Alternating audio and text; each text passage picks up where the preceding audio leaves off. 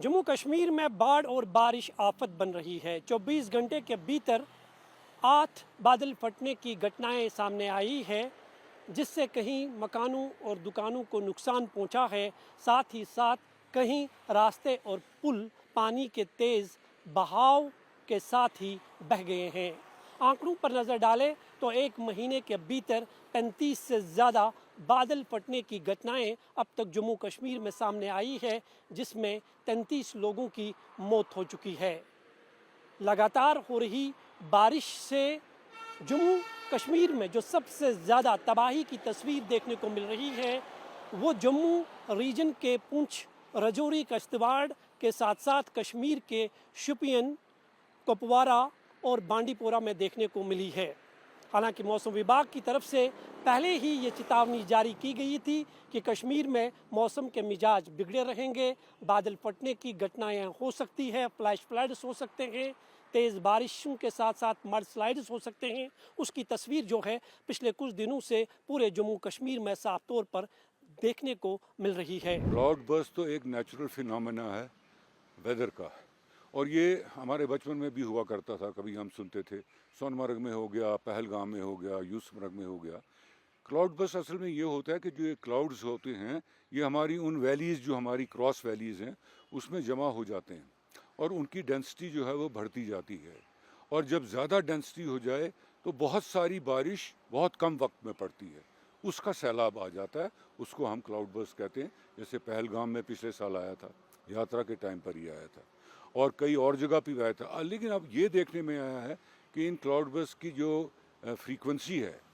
और इंटेंसिटी है, ये दिन ब दिन बढ़ती जा रही है सारे जम्मू एंड कश्मीर में। चाहे आप डोडा लो, किश्तवाड़ लो, चाहे राजौरी पुंछ का एरिया लो, हर जगह आपको न्यूज़ आती है कि यहाँ क्लाउड बर्स्ट हुआ, फिर उसमें ये बह गया, इतना नुकसान हुआ, कोई उसको बचा नहीं सका। ये सब चीज़ें जो हैं वो हो रही हैं। और जहाँ हम क्लाइमेट को स्टडी कर रहे हैं, या क्लाइमेट की जो ग्लोबल वार्मिंग और ये हो रही है क्लाइमेट चेंज, उसके मद्देनज़र हमको इसको भी उसमें स्टडी करने की बहुत ज़रूरत है। और ऐसे इकदाम भी करने की ज़रूरत है कि जिन एरियाज़ में ये ज़्यादा आ रहे हैं वहाँ ऐसे मंसूबे लगाए जाएं कि क्लाउड बर्स्ट से अगर आए भी क्लाउड बर्स्ट, वो पानी नीचे बहकर ख़राबी ना करे, कहीं उसकी स्टोरेज हो या कुछ हो जहाँ उसको स्टोर किया जा सके और मुफीद तौर पे इस्तेमाल करें।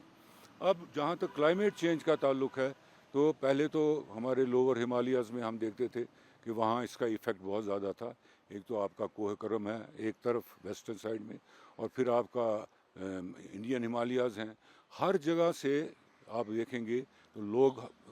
नकल हरकत कर रहे हैं, पानी की कमी हो रही है, हीट ज़्यादा बढ़ रही है, ये चीज़ें वहाँ हो रही थी। लेकिन अब इसका असर 4-5 साल से हमारी वादी में बहुत ज़्यादा है, बल्कि जम्मू में भी इसका असर जो है वो अब देखा जा रहा है। तो इसको असर को कम करने के लिए मंसूबात हैं, कंटीजेंसी प्लान्स हैं, और ख़ासकर हमारी वादी की जो हालत है, इसमें हमारे काफ़ी वेटलैंड्स हैं, दरिया हैं, नदी नाले हैं, वाइल्ड लाइफ के वेटलैंड्स वगैरह हैं, पानी बहुत है। दो चीज़ें हमें यूनाइटेड नेशंस ने और WHO ने बताई कि साहब, अगर किसी रीजन में काफ़ी वाटर बॉडीज़ हों, अगर आप उनमें दो चीज़ें करें, एक तो पोल्यूशन जो उसमें है उसको आप रोकें, ये पॉलीथीन, घर का वेस्ट, सीवरेज वगैरह जो इन पानी में जा रहा है उसको रोका जाए, मनसूबाबंदी ऐसी की जाए, सीवेज ट्रीटमेंट प्लांट्स बनाए जाएँ, ट्रीटेड वाटर दरिया में जाया जाए, तो ये साफ़ रहेंगे और ये हीट को एब्जॉर्ब करेंगे। अभी जब पोल्यूशन ज़्यादा होती है तो हीट रिफ्लेक्ट हो जाती है और यही फिर एटमॉस्फेयर में जाके कंसंट्रेट हो जाती है, और उससे हमारी क्लाइमेट चेंज, ये जो बारिश है, आप देखते हैं कि लगातार 2-4 दिन बारिश आई और उससे अब फ्लड जोन में पहुंच गया दरिया, या बारिश कई हफ्ते नहीं आई, खुशक साली का माहौल है, ज़्यादा गर्मी पड़ रही है। इन चीज़ों को, इससे सबक सीखना चाहिए, और हुकूमत को एक वाटर मैनेजमेंट प्लान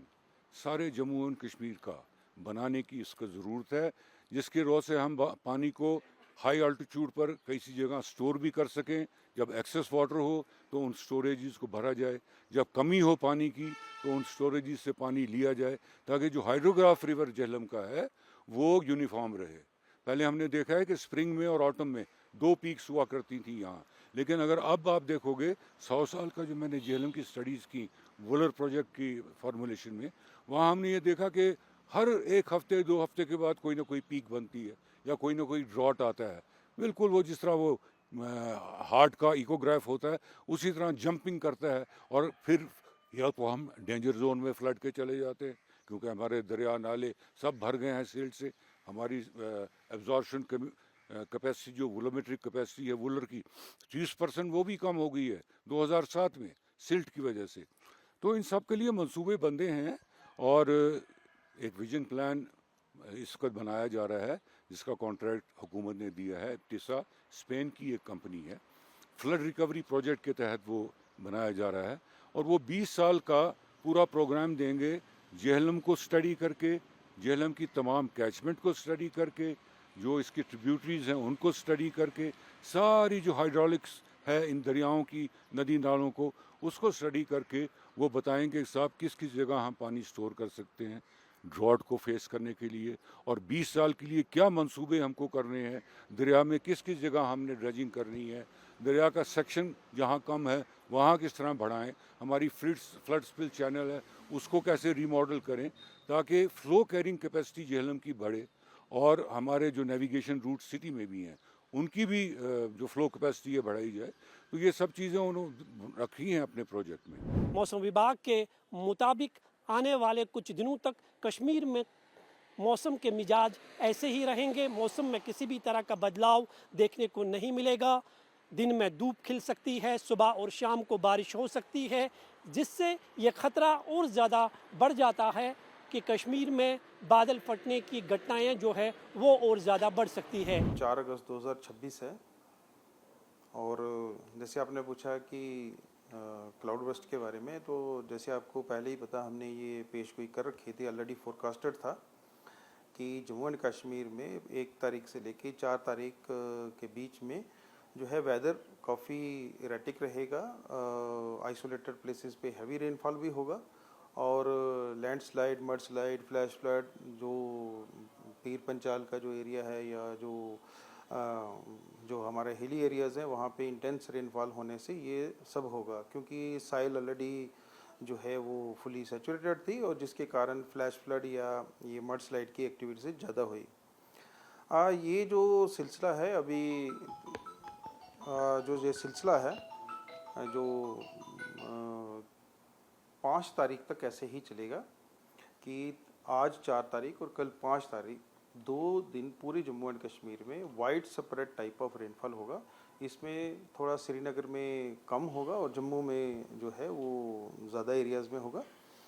लेकिन आइसोलेटेड प्लेसेस पे हैवी रेनफॉल होने की 4 तारीख और 5 तारीख पूरी संभावना भी बनी हुई है। उसके बाद 6 तारीख से जो है वो 7 तारीख या 8 तारीख फोरनून तक जो है वो वेदर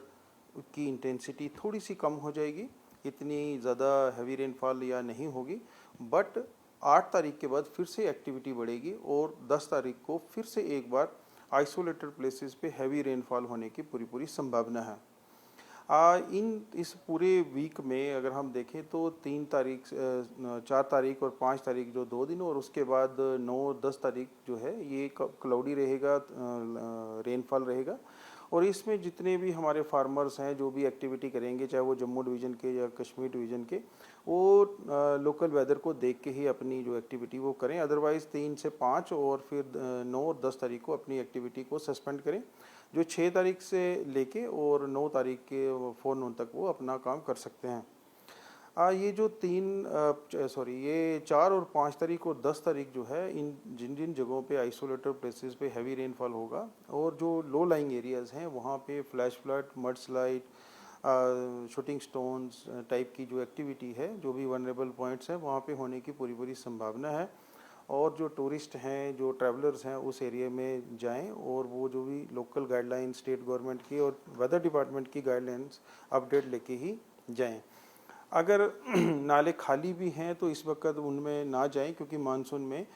इस वक्त इन पूरे दिनों में ऐसी एक्टिविटी होने के पूरे चांसेस हैं और पब्लिक को ये एडवाइस किया जाता है कि वो इन जगहों पे या खाली नाले हों दूसरे उनमें ज़्यादा स्टे ना करें या उनमें ना जाएं और एहतियात बरतें। बाकी डरने की बात नहीं है, अपडेटेड रहें जो भी वेदर डिपार्टमेंट आपको अपडेट देता है, अगर कहीं कोई ऐसी घटना होने वाली होती है तो हमारे वहाँ जो SDRF वगैरह हैं जो वो मैसेज आता है वहाँ पे लोगों का, खाली अपडेट रहने की ज़रूरत है, ताकि घबराने की कोई ज़रूरत नहीं है। तो आपके पास कोई फिगर्स है, अगर हम देखें जुलाई के महीने और अब अभी तक कितने हुए प्लांट? देखिए ये तो कंपाइलेशन और ये स्टैटिक्स डाटा है, वो आपको स्टैटिस्टिक्स से मिल जाएगा। ये तो आप वेदर सेक्शन में है और ये फोरकास्टिंग सेक्शन है, तो यहाँ से तो आपको नहीं मिलेगा, लेकिन वो आप जो है स्टैटिस्टिक जो डिवीज़न हमारी है उससे आप ले सकते हैं। अच्छा, एक और सवाल है, जिस तरह से ये क्लाउड बर्स्ट हो रहे हैं तो क्या देखिए कंसर्न? देखिए ये हिली एरियाज़ हैं और इनमें जहाँ पर भी थोड़ा इंटेंस शावर पड़ते हैं और जो भी कैचमेंट एरिया है सारा पानी एक ही नाले में ड्रेन होता है, जिसके चलते ये फ्लैश फ्लड आते हैं। जम्मू एंड कश्मीर में तो आपको पता है ज़्यादातर एरिया जो है वो हिली एरियाज़ है और हिली एरिया में सारा जो वाटर है वो एक ही चैनल में, या जो कैचमेंट का एरिया जो एक चैनल में आता है, जिससे चलते फ्लैश फ्लड की संभावना ज़्यादा बढ़ जाती है। इस बार जो कश्मीर का मौसम देख रहा है और लगातार जो बादल फटने की घटनाएं सामने आ रही है, उससे कश्मीर के